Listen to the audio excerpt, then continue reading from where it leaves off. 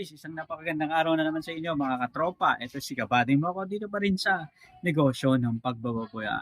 So ngayong araw na to guys, pag-usapan natin paano nga ba dapat magsimula sa negosyo ng pagbababoyan at paano ba dapat pumasok sa negosyong ito. So tara, let's go!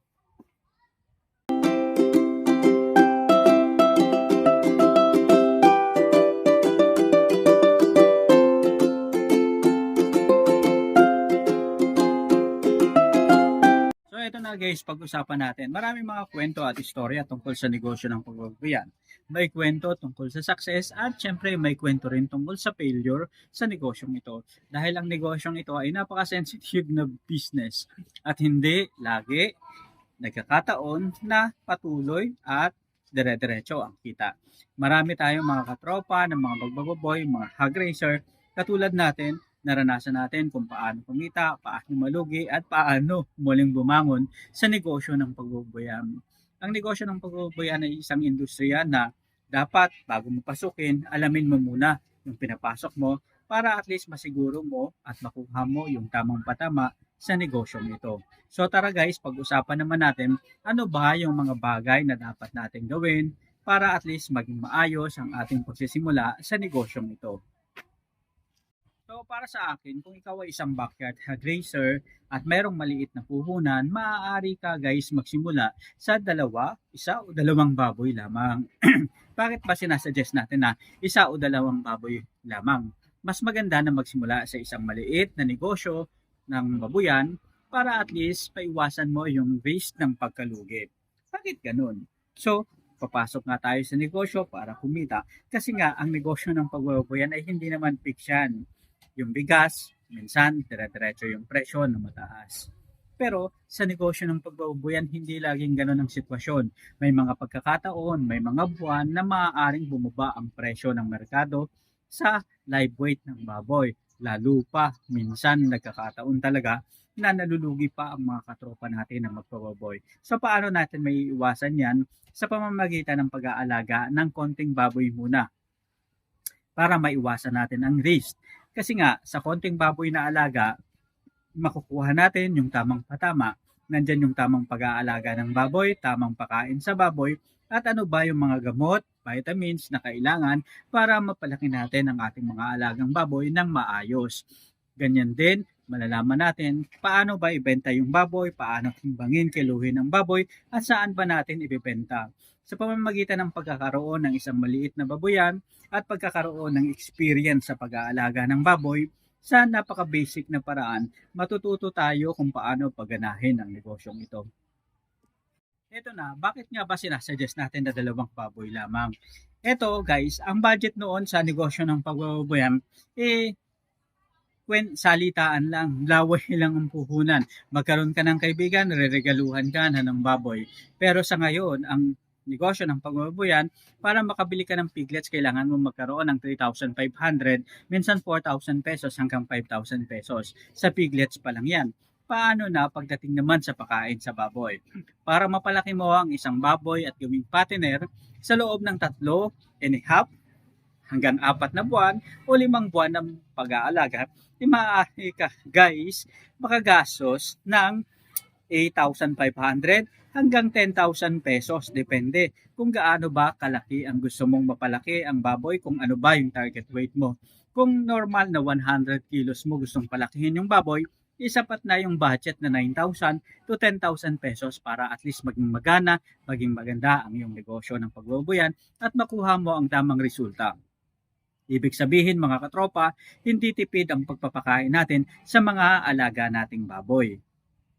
Kwentahin natin mga katropa ha, ibig sabihin pala gagastos tayo ng 3,500 pesos sa isang piglets, gagastos tayo ng 9,000 to 10,000 pesos sa pakain sa baboy. Nandyan na yung grower, nandyan yung pre-starter, nandyan yung grower, nandyan yung starter, nandyan yung grower, at nandyan din yung finisher. So, ibig sabihin, kumpleto yung pakain natin at sa ganyang budget, makakabili tayo ng magandang-gandang klase ng feeds, quality feeds na talagang magpipigay ng magandang resulta sa ating baboyan. Ibig sabihin pala, 10,000 plus 3,500 o 4,000, ibig sabihin mga tatakbo ng 13,000 hanggang 14,000 o 15,000 ang magagastos mo sa pag-aalaga ng isang baboy, pagpapalaki. Paano kapag ang presyuhan ng baboy ay maganda? Kapag maganda ang presyuhan ng baboy, napalaki mo yan ng 100 kilos at umabot ang presyuhan sa 220 per kilo, so ibig sabihin 22,000 minus 14,000, 15,000, 16, 17, 18, 19, 20, 21, 22. Maganda pala ang kitaan, di ba? 8,000 pesos sa isang baboy. Di ba? Maganda. So kung dalawang baboy ang ilagaan mo, ibig sabihin maaari kang gumana ng 16,000 pesos or less o pwedeng sobra pa. Depende sa presyuhan sa merkado.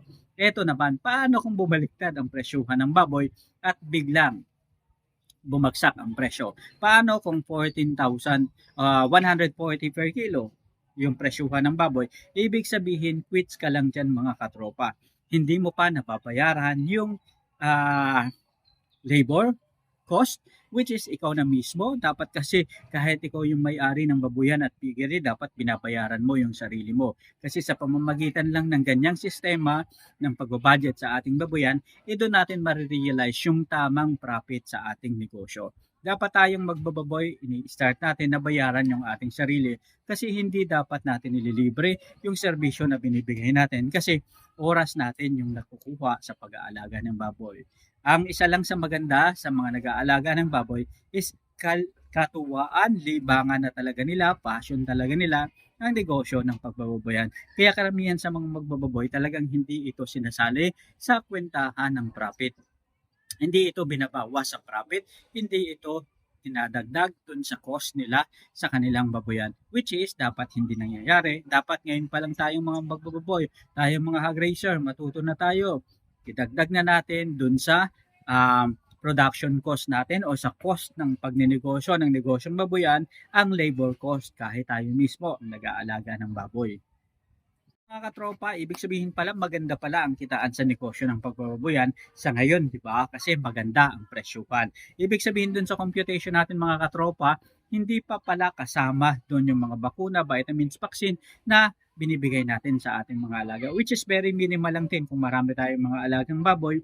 Lalaki lang ang cost natin sa mga bakuna, vaccine, and vitamins na ibibigay natin sa baboy kung konti lang yung alaga nating baboy. Pero since nagsisimula pa lang tayo sa negosyo ng pagbababoyan at gusto pa lang nating may introduce ang ating sarili sa negosyong ito, dapat magsimula tayo sa maliit tulad ng sabi ko, 2 baboy para at least makita natin yung tamang cycle, full cycle sa negosyo ng pagbababoyan para at least madiskartehan natin ang tama ang negosyong ito. So mga katropa, maraming salamat sa pagsama sa atin ngayong araw na to. Isa na namang kwentuhan dito pa rin sa Kabady Mo Ko YouTube channel. Sama-sama tayong matuto, magnegosyo at umasenso. Hanggang sa muli mga katropa, maraming salamat. Paalam.